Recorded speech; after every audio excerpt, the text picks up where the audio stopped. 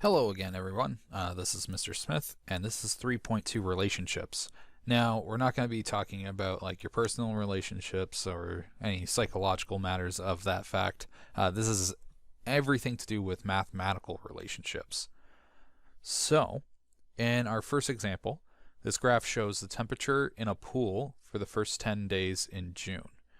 So that's going to fluctuate depending on the weather and the time of day and everything else. So let's take a look at the graph over on the right side of the screen, just over here. And I'm going to ask, when was the temperature the lowest? So if we actually look the first date, it's pretty clear that's when the temperature was the lowest. If we trace it down with a straight line, forgive my tablet drawing skills, can't really draw that straight of lines. We see very clearly it's on the first day, so it would be June 1st. And then we ask, when was the temperature the highest? If we take a look, we have all these temperatures up here, it was the highest, so it's actually going to be a range of days. So June 4th all the way to June 6th. So you can write June 4th to 6th.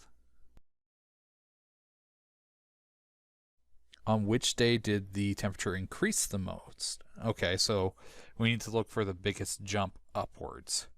And we can actually see it right here. It jumped up a very decent amount up here. So it jumped up on the third day. So if we trace it down again, we see clearly it's between the 2nd and the 4th, so it's June 3rd. Then we ask, when's the greatest drop in temperature? Well, there's only 2 days that it actually dropped, and that's on the 6th and the 7th that it dropped. And the 7th doesn't look like it jumped down. It only went down 1/2 of one of those units. However, on the 6th, it went down a whole one, so I would say June 6th. Okay. If there is a relationship between two variables, normally one variable depends on the other. So we have these two different classifications of variables, independent and dependent. So time would be an independent variable because time doesn't depend on anything. It's going to move forward no matter what. So distance traveled will depend on your time. Well, how far could you travel in 1 minute? How far could you travel in 10 minutes? You're likely to be able to travel further in 10 minutes than you could in 1 minute. That's because distance depends on how much time you're given to travel. Same with independent would be quantity versus cost. Well, how much is something going to cost? Well, it depends how much you order of it. So a dozen apples will cost less than 4 dozen apples. Depends on the quantity. Another independent variable, another example would be hours worked. And your pay would depend on that. How much do you get paid? Well, it depends how many hours you work. Another independent variable, also dealing with time in that theme, is age. And your dependent could be height. Of course, everyone grows at different rates. However, I'm pretty certain that you're taller than you were about 5 years ago. That's because your height depends on your age for the first 20 or so years of your life.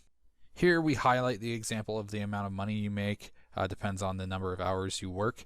So the dependent variable is just your earnings or pay. You can write either or.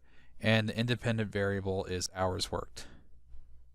Moving on to the next slide here, we have discrete data. That data can only be taken at individual values. That means it's unconnected, it's discontinuous, so it can be counted and grouped, but it does not continue. It's very disjointed. Continuous data, on the other hand, can take on any value. It's uninterrupted, it's interconnected. So something like temperature because it has fractions in between, whereas like discrete data would be a number of people.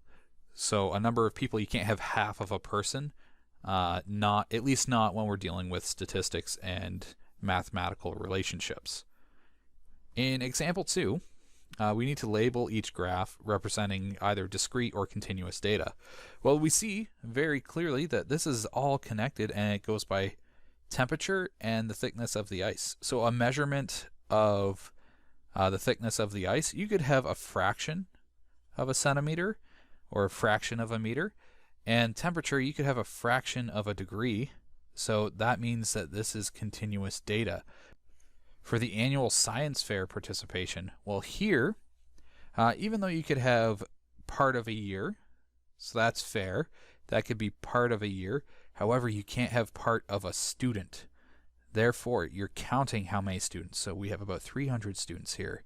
We have about 310 students here. We have about 320 students here. So these students are being counted, and it's not going to fluctuate throughout the year. It's just once a year that this happens. But it's not one continuous line. So that means that this is discrete. On the graph for example 3, it shows the cost to hold a wedding reception in a hall. It's not super accurate. Obviously, we can't draw all the little dots, but we have a dashed line to represent that it'd be a bunch of numerous dots very, very close together as the number of people increase and the costs increase. So what's the independent variable? Well, here we have a quantity of people, or a quantity of seats that we're going to need for the people.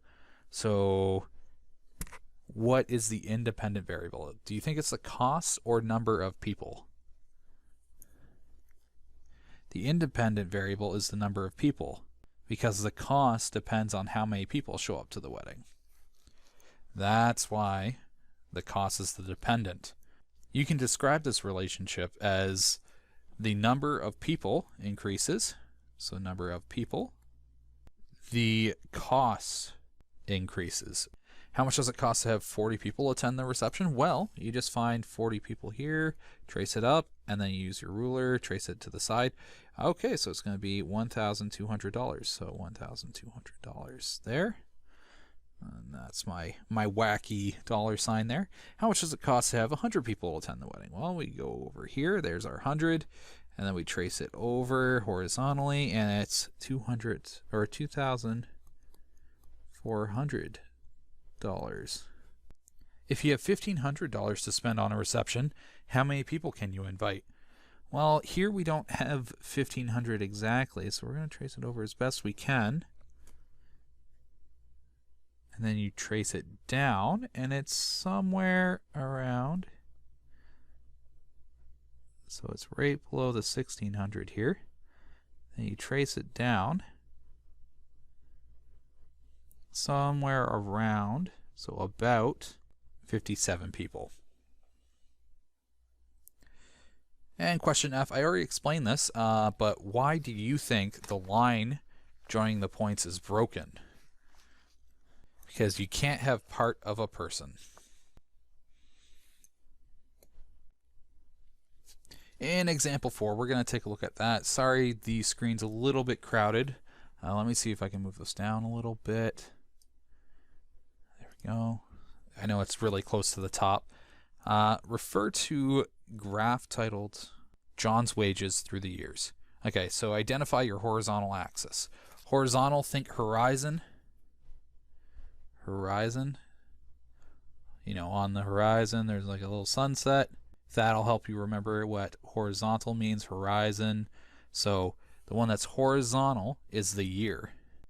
Vertical is the opposite. Up and down is vertical. So what's going vertically? Well, that's our hourly wages. And then C, the first line begins in 1986 at a wage of $3.75 an hour. The wage continued at $3.75 an hour until the end of, well, we take a look. It starts here. We're going to follow it. We end here. Trace it down. It looks like it ends at 1989. What's the largest jump in wages, and when did it occur? Well, for this, we take a look, and we look for the largest gap. So 19 $1,893 is the largest jump in wages there. And that's right here. Circled it on the graph for you to see. When was John's wages $425? Well, we find $425 on our vertical axis here. Start tracing it over, and I see that it's right here. So in 1989 until, well, the other's time, 1991. Then it asks what was John's wage in 1999. So we find 1999, trace it up. We find that it hits here, and that's $7 an hour. Okay, next example, example 5. Refer to the graph titled Babysitting Earnings. How much does the student earn for babysitting for 3 hours? Well, we find 3 hours on our horizontal here. Trace it up, and we get to here, and we end up with $10. Same idea for the 10 hours. Trace the 10 hours up, crosses here, trace it horizontally, end up here. So about $32.50. How long does it take the babysitter to earn $15? Well, now we go on our earnings. $15 is right here. Trace it over, hit the X here, and then trace it down. It looks like about 4.5 hours, so 4.5 hours, or HR for short. Okay, that should be enough for 3.2. You should be able to do the practice. If you have any questions, make sure you ask, and best of luck.